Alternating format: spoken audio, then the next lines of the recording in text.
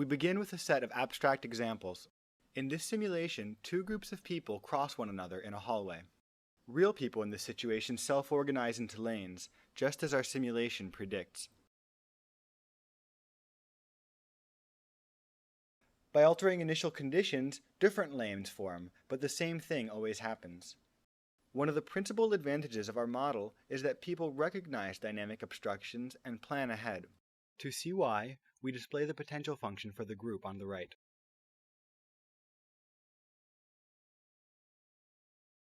Valleys of low potential form as the people approach one another, becoming lanes.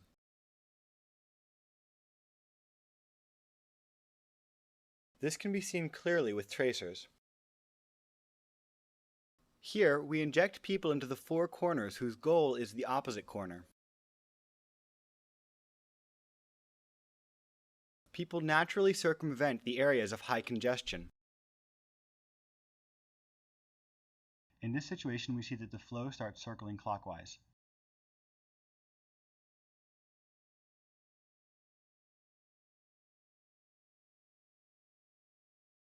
This type of vortex has been reported empirically in the crowd literature. Note that even under dense congestion, people can often find smoothly threading paths.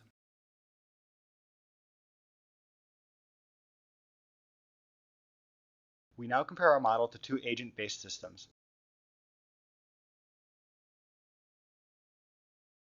Notice that individuals in our model plan ahead for the area of high congestion. Increasing the radius of influence in an agent model still does not achieve this.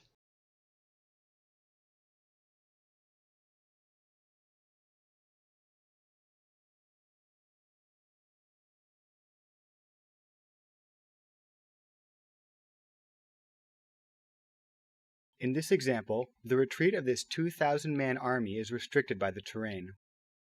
Notice that as the central pass clears out, people on both sides switch to use the pass. The original retreating army is running from an even larger army of over 8,000 people. Without rendering, this example of over 10,000 people is simulated at 5 frames per second. Here we simulate a school quad as classes get out.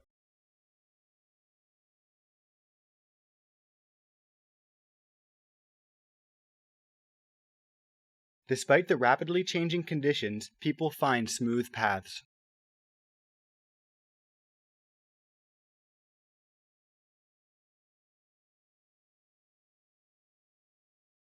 Now we show a city scene.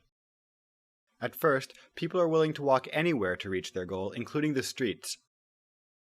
If the streets have discomfort, however, people will stay on the sidewalks. By reducing people's speed onto the street when they shouldn't cross, we can simulate traffic lights. The stripes on the ground indicate the color of the lights.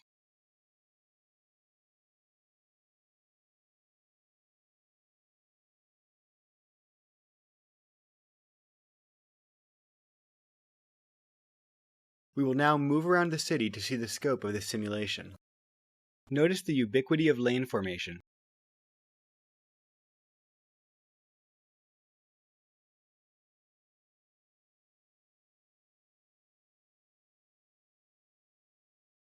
Here we show a building evacuation. Initially, the city is normal. Then, people begin evacuating from the building.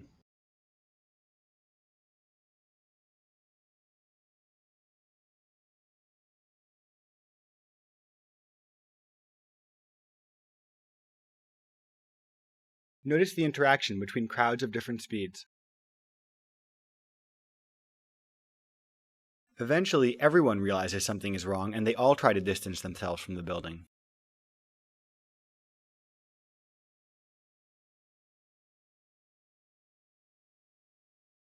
In this scene, we show a busy street crossing with moving cars.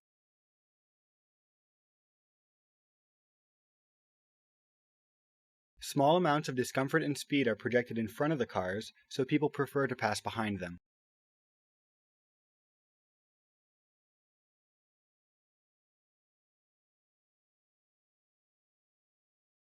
Here we see the user interactively flying a UFO through the city.